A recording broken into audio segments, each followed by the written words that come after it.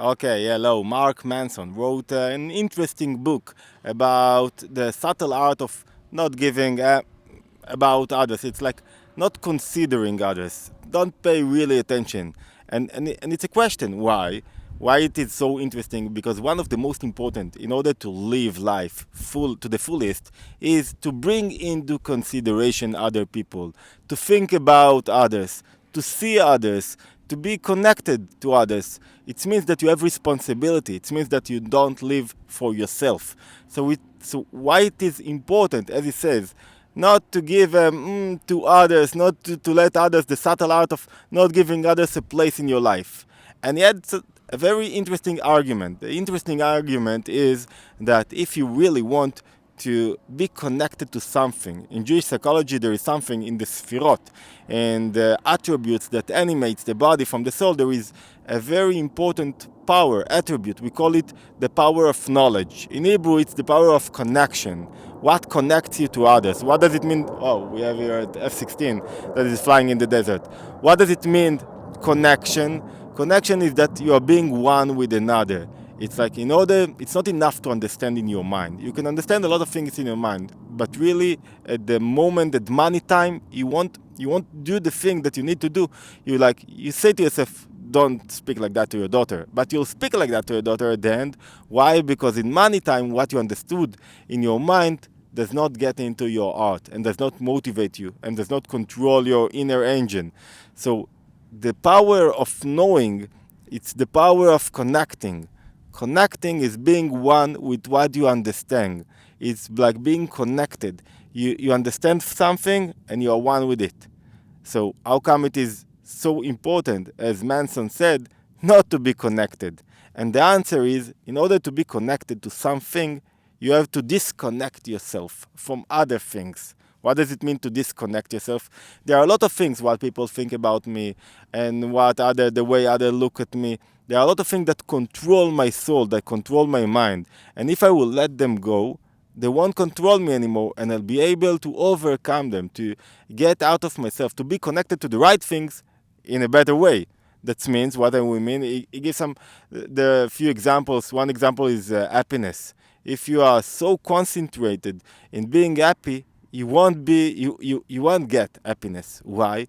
Because you are too concentrated in one thing, and you won't be able to see the whole picture, to get out of yourself. It's so important to you to be all right in the society, that people will you have good esteem from other people, and the result will be that nobody will really appreciate you. Why?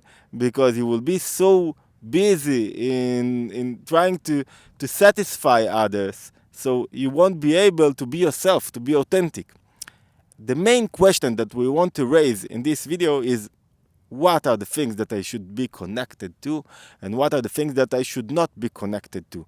And here I want to take you to one of the most important Shabbos, before Pesach. Pesach is the Exodus, the getting out of Egypt, the process that the Jewish people got out of Egypt, and its symbols the process of the daily process of each one of us, in that we can get out of what stacks us, what put us in the corner, what stops us from being ourselves, what stops us being connected to the things that are very important to us, what stops us from revealing our inner powers, all the despair and the anxiety and the depression and the stress that stuck us from open our eyes and being the person that we want to be. So Shabbat HaGadol is the Shabbos before the Pesach. And why does it called Shabbat HaGadol? There was a miracle in Shabbat HaGadol. What was the miracle in Shabbat HaGadol? The miracle was that the Egyptians saw the Israelites, so they taking a goat to sacrifice before getting out of Shabbos, and they asked, why do you need the goat? And they said, we need the goat in order we are going to get out of Egypt, and you had until now 9 plagues, and the 10th is about to come, and the 10th is all the firstborn in Egypt is going to die, is going to be murdered. And it's a huge question. So the Egyptians heard that. They believed in the first 9 plagues. So they went to the fathers, to the parents, to the Egyptians to tell them that they are about to massacre, to kill all the newborns, all the sons of the Egyptians, and a lot of Egyptians died in this day. So what is the miracle? What's the miracle of here? There were 9 plagues, very, something unbelievable. Blood in the sea and frogs and all kinds of other plagues. So what is the miracle? The miracle was that the Egyptians themselves fought against themselves. And it's like Egypt in me. In Hebrew, Egypt, it's the thing that makes barriers, that close me, that do not let me break through. And those inner voices in me, they say themselves, we want to push you forward. We don't want to arrest you anymore. We don't want you to be in the place that you cannot discover your inner powers. It's like a person that is smoking. And there is this moment, this voice that comes to him, I don't want to smoke anymore. A person that is yelling at in his house and is like is a horrible person, and he has like this. He understand from the Egypt in him, the other side in him that tells him, I don't want to be anymore this person that is yelling, that is screaming, that is acting like that, that is everything that you cannot be with a person like that.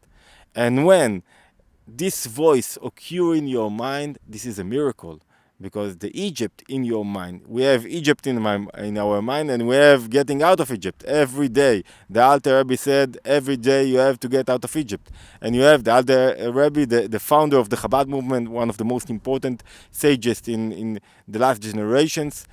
And when this voice, you have it in your mind, it's like it tells you, come on, you can break through. You cannot be attached. You cannot give on the things that are not so important to you.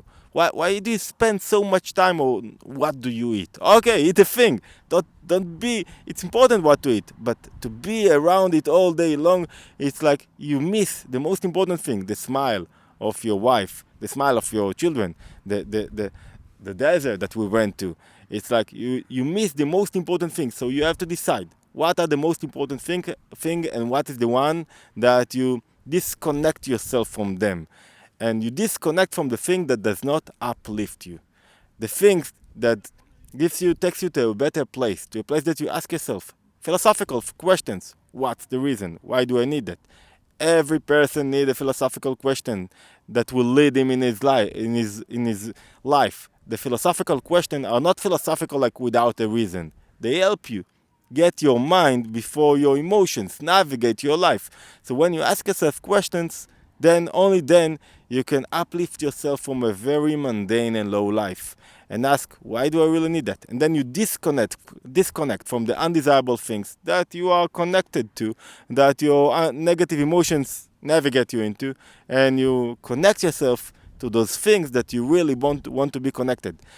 So before we get out of Egypt, before Exodus, before this process, you need Shabbat Hagadol, the huge Shabbos, the big Shabbos, which had the most tremendous miracle. And the tremendous miracle is this voice that you have in your mind.